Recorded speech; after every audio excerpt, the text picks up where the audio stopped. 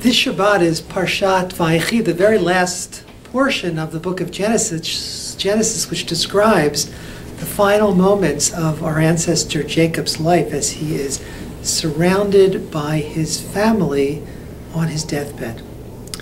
The rabbis notice that this is the first time in the Torah that there has actually been a deathbed scene. Up until now, our ancestors simply died, and it says that they were gathered up to their ancestors.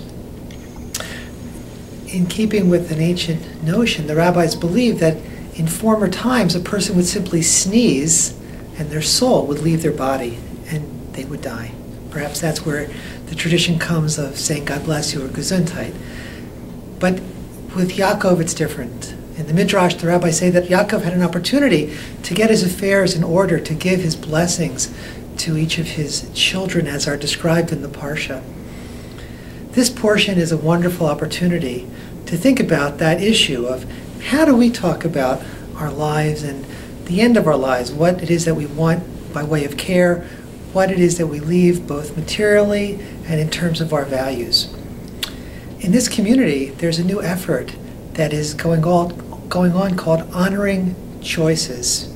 It's an effort by the Twin Cities Medical Society and Twin Cities Public Television to encourage and educate people around the idea of getting us to talk about our thoughts about end of life and how we prepare and what values we want to leave behind. Our congregation was honored to be asked to be a part of that process. There is a program which is mentioned on the link at the bottom of this message, which provides clips of people speaking about these issues. Many of them, you'll see, are members of our congregation. And there's also a program called Honoring Choices, Our History.